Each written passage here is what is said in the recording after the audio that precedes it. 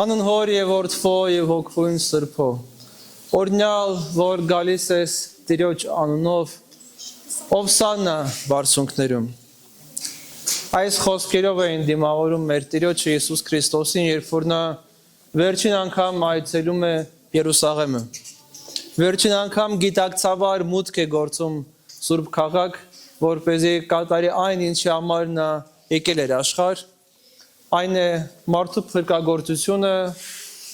իր վրա վերցնելով համայն մարդկության մեղքը նա քայլում է Երուսաղեմի հեռանկարում տեսնելով Գողգոթան եւ մուտք է գործում ժողովրդի կողմից ընդունվելով որպես թագավոր որպես փրկիչ ինչու են մարդիկ այդ մեծ ոգևորությունը ապրում ինչու ճյուղերը փրում էին գետնին ծաղիկներով էին զարդարում Հիսուսի ճանապարհը որտեղ նա մուտք էր գործում որպես թագավոր իրենց պատկերացրած թագավոր եւ ըստ երևույթին մարդիկ ոչ թե Հիսուսի անձը ճանաչելով է որ ոգևորություն էին ապրել այլ լսելով իր գործերի մասին եւ այդ գործերը գովաբանելով ասելով որ նա հարություն տվեց չորեքորյա մահացած Ղազարոսին քույրերին տեսողություն տվեց մեծ հրաշքներ գործեր եւ այդ հրաշքներից ազդված մարդիկ մեծ ոգևորությամբ գոռում էին Օվսաննա ինչը նշանակում է ահա փրկությունը Աստծո փրկությունը եկավ սակայն այդ մարդկանց պատկերացումները չափազանց մակերեսային էին որտեղ իրենք ուզում էին եւս ինչ որ չափով այդ հրաշքին մասնակից լինել եթե նա կարողանում է մահացածներին հարություն տալ միգուցե եւ մեր հանգուցալին հարություն տա եթե նա կարողանում է կորին աչքեր բացալ եթե նա կարողանում է հաց բազմացնել այդ ամենը մարդկանց սրտով էր այդ ամենը մարդիկ ուզում էին տեսնել իրենց թագավորի մեջ եւ այդ իսկ պատճառով այդպես էլ անում էին բայց երբ որ Տերը մուտք է գործում Երուսաղեմ նախ եւ առաջ մաքրագործում է տաճարը ասելով որ այս տունը իմ երկնավոր հոր տունն է եւ պիտի աղոթքի տուն կոչվի եւ այլ կողմից է ներկայացնում իր օծյալ լինելը ոչ թե որպես ինչ որ քաղաքական գործիչ կամ որպես հեղափոխություն կատարած կամ կատարող թագավոր այլ որպես մարդուն հավիտենական կյանք ապարգևող անձ ոչ թե փառքով այլ խոնարհությամբ իր ծառայական կերպարի մեջ ինչը մարդկանց դուր չի գալիս եւ այդ նույն մարդիկ որոնք բացականչում էին օրնություն, փառաբանություն այդ նույն մարդիկ պիտի կարճ ժամանակ անց աղաղակեն որ խաչը հանին նրան որտեղ ինքը չարդարացրեց իրենց սպասումները չարեց իրենց սրտով հրաշքներ մեծագործություններ չտվեց իրենց ավելին հաց չտվեց իրենց երկրային ցանկությունների իրականացումը այլ ասաց որ դուք պիտի փոխվեք դուք պիտի սկսեք ձեր ներքին մարդուն լուսավորել դուք պիտի հրաժարվեք մեղքից ապաշխարեք որտեղ արդեն մոտեցել է Աստծո արքայությունը ձեզ տալիս եմ այդ հնարավորությունը բայց մարդկանց համար ապաշխարությունը ցանկալի բան չէ հիմա էլ որ մարդուն ասաս որ դու մեղավոր ես դու պիտի փոխվես դու պիտի ազատվես մեղքից դու պիտի ավելի լավ մարդ դառնաս դա մարդու սրտով չէ իր ցանկությամբ չէ բայց երբ որ մարդուն միայն գովաբանում ես իրեն դրական բաներ ես ասում դրանից մարդը բնականաբար ոգևորություն է ապրում Հիսուսը չեկավ մարդկանցից ընդունելու փառք գովասանք փառաբանություն այլ եկավ ինչպես բժիշկը գալիս է հիվանդի մոտ անբուժելի հիվանդի մոտ ինչպես վիրաբույժն է այցելում հիվանդին պատրաստական իրան միջամտելու ցավ պատճառելու որպեսզի այդ հիվանդը առողջանա որպեսզի ազատվի այդ չարաբաստիկ հիվանդությունից։ Դա էր Տիրոջ նպատակը եւ մարդիկ չէին ուզում ազատվել իրենց մեղքից, որովհետեւ մեղքը դարձել էր իրենց արդեն բնության, էության մեկ մասնիկը։ Որտեղ Հիսուսը գալիս է մեր կյանք, բախում է մեր սրտի դուռը, ցանկանում է այս զատիկը մեր հետ ուտել։ Ինչպես նա իր աշակերտներին է ասում, որ ցանկանալով ցանկացա այս զատիկը ձեզ հետ ճաշակել,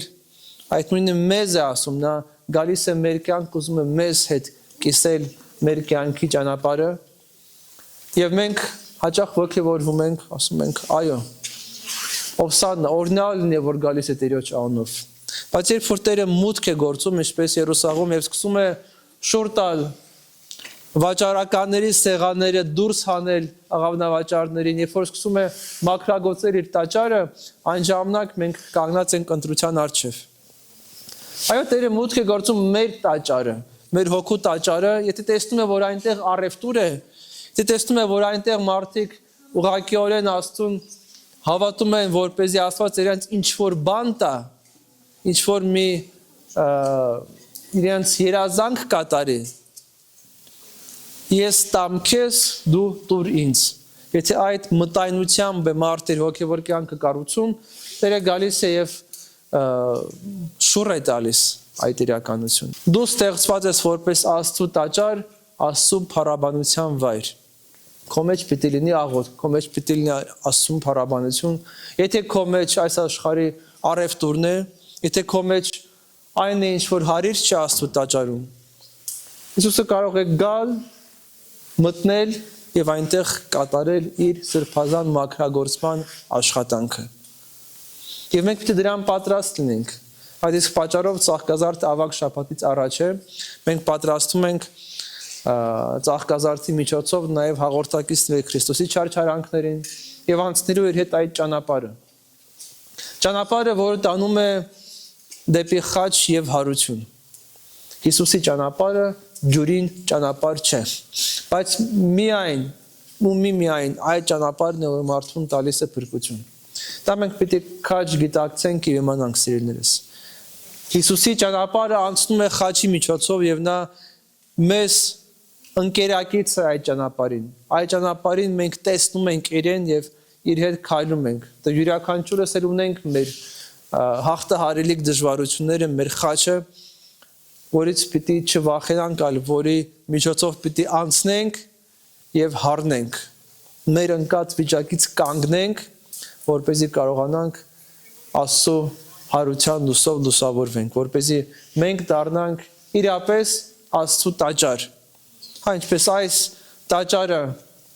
այս եկեղեցին նպատակ ունի Աստծո անվան փառաբանությունը, թե կառուցողը, թե այս եկեղեցին ապրեստողը նպատակ ունի, որպեսզի Աստված Աստծո պաշտամունքը լինի այդտեղ։ Եկեղեցին այլ նպատակ չունի, պիտի մարդը պաշտամունքի միջոցով Աստծո հետ միավորվի։ Այդպես եւ մենք եւս Աստծո տաճար ենք եւ մեր մեջ պիտի լինի այդ իրական պաշտամունքը, որը հոգով եւ ճշմարտությամբ իրագործում եւ այդ օրհնյալ է, որ գալիս է Տերոջ անունով, Ովսաննա բարձունքներում, այդ խոսքերը մեզ խորտ չեն։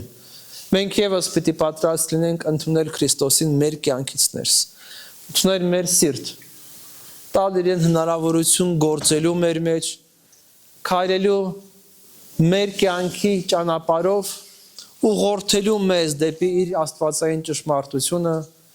եւ սովորեցնելու մեզ կյանքի մեծագույն արվեստը։ Իսկ այդ արվեստը սիրո արվեստն է, սիրելիներս, որին մենք չենք տիրապետում եւ որը միայն Հիսուս պետք է մեզ սովորեցնի։ Թե ինչպես մենք պիտի ապրենք մեր կյանքը սիրո խորհրդի մեջ,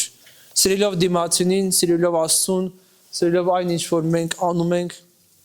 եւ այդ սերը դարձնելով գործնական կյանք, որպես այն բխի մեզանից լուսավորի մեզ, լուսավորի մեր շրջապատը եւ Աստծո թագավորությունը մեր միջոցով ի հայտ գա մեր կյանքում, սիրելիներս։ Եվ թող Տերը բոլորիդ առատապես օրհնի, թող իր շնորհները բաշխի ձեր վրա Թող մուտք գործի ձեր կյանք, որպես ձեր կյանքի միակ թագավոր, միակ Տեր եւ միակ Փրկիչ։ Դառնա գերագույն հեղինակություն ձեր կյանքում, իր խոսքով, իր ներկայությամբ եւ օրինակով եւ մշտապես առաջնորդի ձեզ դեպի իր սիրո արքայությունը։ Աստծո շնորհը, սերը ողջուն թողնի բոլորիդ հետ։ Այսօր եւ հավիտյանս հավիտենից ամեն։